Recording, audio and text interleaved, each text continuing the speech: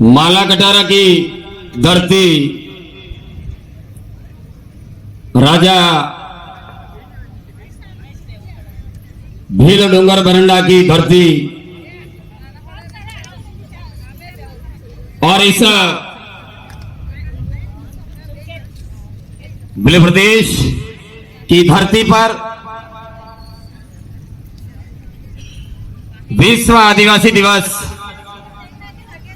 World indigenous day, people's day पर इस कार्यक्रम में उपस्थित तमाम मेरी बहनों, मेरे भाइयों,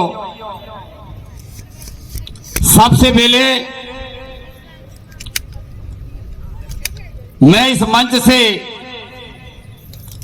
हमारे समस्त सम्मानीय पूर्वजों को नमन करता हूं,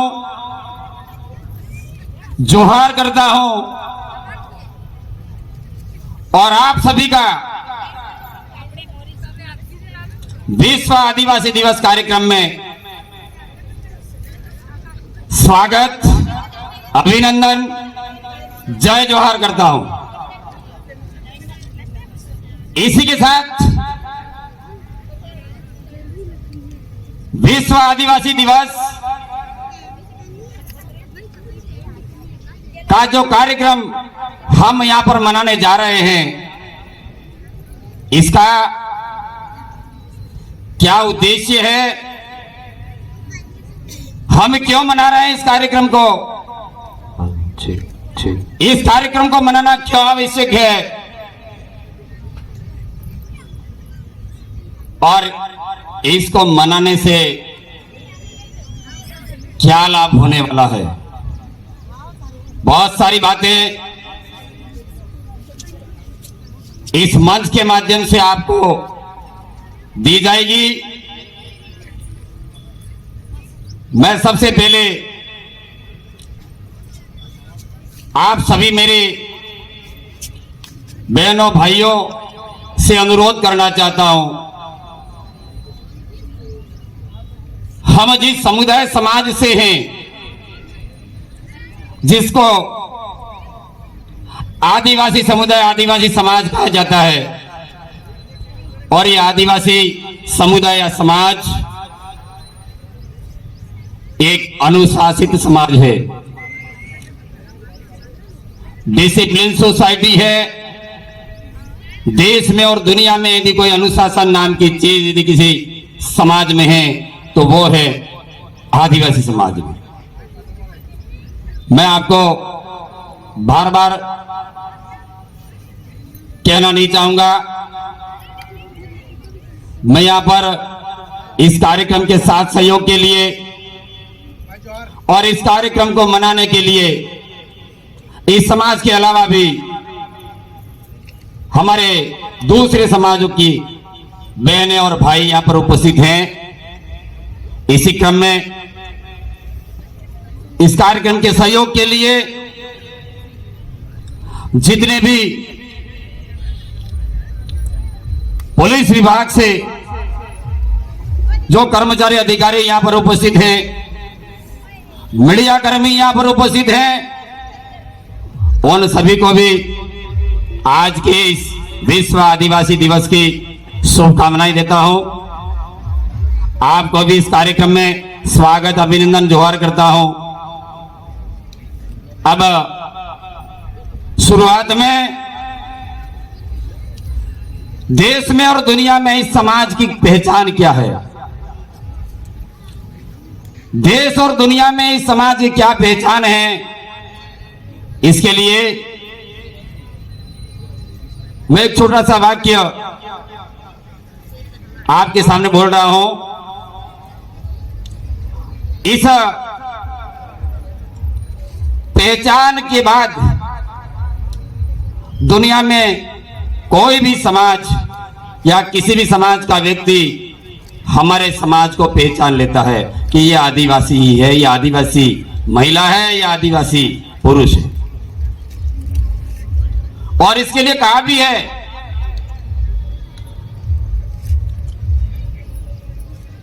बाजो कौन के है आदिवासी बाजो करो ने कर काटी अले बाजो करो ने कर काटी तमने कौन के है आदिवासी अरे भाजो करो ने कर काटी तमने कौन के है आदिवासी। तो ये हमारी मूल पहचान है। इस मूल पहचान के द्वारा दुनिया के अंदर आदिवासियों को पहचान लिया जाता है। और वो है, थोड़ा सा मेरा गला काम नहीं कर रहा है, लेकिन मैं आपके सामने संक्षिप्त इस संस्कृति की झलक आपके सामने बताना चाहता हूं, सुनाना चाहता हूं। ये वॉलेंटियर साथी है आदिवासी, ये हमारा देश और दुनिया की पहचान है। और ये शायद आदिवासी के अलावा कोई माई का लाल ऐसी किलकारी कर काटी नहीं कर सकता। अब आज का दिन देश और दुनिया में बड़े धूमधाम से मनाई जा रहा है और हम भी इसी क्रम में, इसी कड़ी में इस कार्यक्रम को धूमधाम मनाने के लिए यहां पर उपस्थित हो गए हैं। लेकिन ये आज का जो कार्यक्रम है, इस कार्यक्रम को मनाने के लिए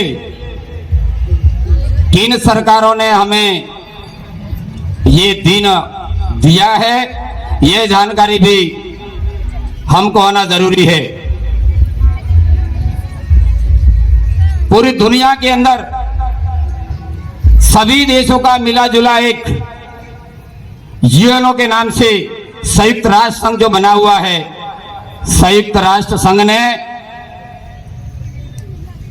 दुनिया के आदिवासियों का अध्ययन किया, दुनिया में आने वाली समस्याओं का अध्ययन किया और ये पाया कि वर्तमान में जितनी भी समस्याएं आ रही है, जो समस्याएं अभी पैदा हो रही है, मैं एक समस्या का उदाहरण आपके सामने पेश कर रहा हूं और वो है पर्यावरण। पर्यावरण समस्या, और ये समस्या इतनी खतरनाक है, आने वाले समय में सभी जीवों का इस धरती पर जिंदा रहना मुश्किल होने वाला है। खतरा दिन प्रतिदिन बढ़ता जा रहा है। तो दुनिया के शोधकर्ताओं ने, वैज्ञानिकों ने ये पाया कि आने वाले समय में यदि पर्यावरण को नहीं बचाया गया, पर्यावरण के बारे में इस धरती पर रहने वाले मानवों को जागृत नहीं किया गया, तो खतरा बढ़ने वाला है इस धरती से।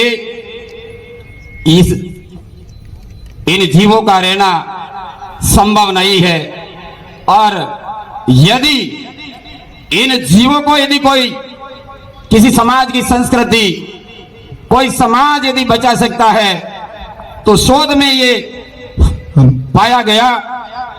ये आप लोग जो साथी इधर खड़े हैं, कृपया मंच के सामने आ जाइए। हमारी व्यवस्थाओं में व्यवधान आ रहा है। आप लोग जो इधर खड़े हैं, आपसे निवेदन है थोड़ा सा इस तरफ आ जाइए भैया, मंच के सामने आ जाइए।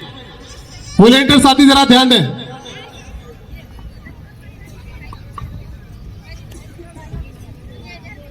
ये आदिवासी समुदाय या समाज के अलावा, आदिवासी समुदाय या समाज की संस्कृति के अलावा, आदिवासी समाज या संस्कृति या परंपरा के अलावा इस दुनिया के जीवों को कोई बचा नहीं सकता। इसी को आधार मानते हुए संयुक्त राष्ट्र संघ ने यह भी देखा कि इस दुनिया को बचाने वाली, परंपरा को जिंदा रखने वाला समुदाय, आदिवासी समुदाय धीरे धीरे समाप्त होने की ओर जा रहा है, खत्म होने की ओर जा रहा है। दुनिया में हमारी पहचान खतरे में पड़ी हुई है। तो यूनो के लोगों ने देखा कि यदि आदिवासी समुदाय या समाज को नहीं बचाया गया तो एक दिन यह आदिवासी समुदाय खत्म हो जाएगा।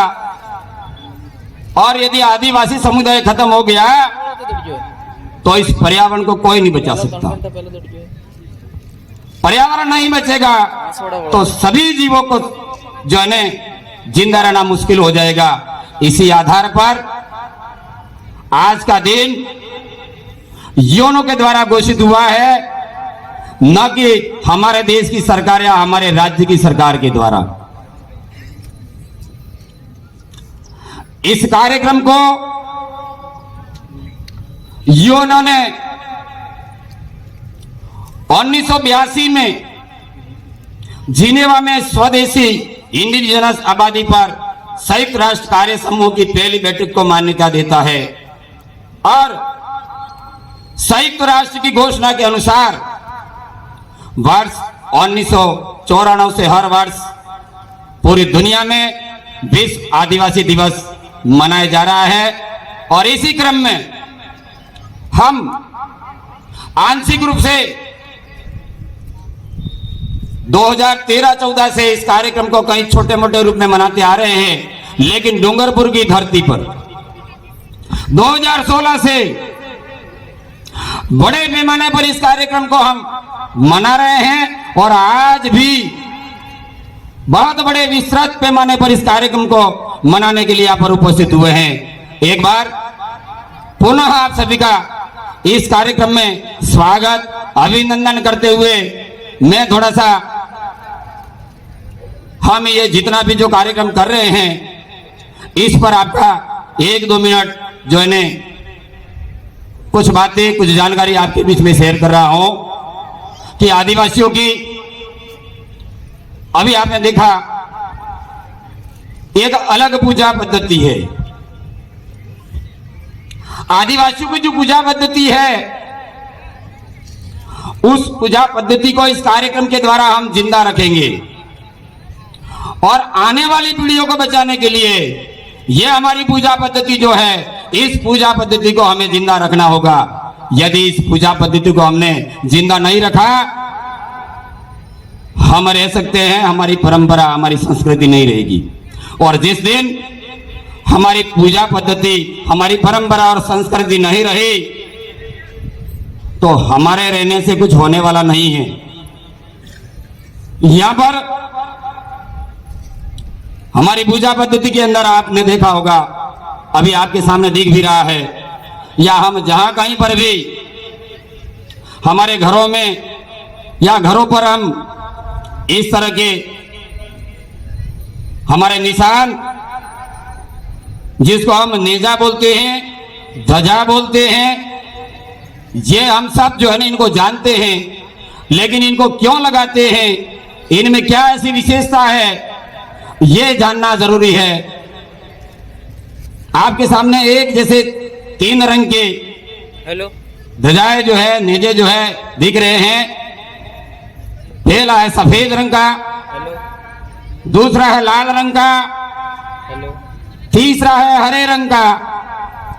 और इसका उपयोग हम कहां कहां करते हैं ये सब आपकी जानकारी में है।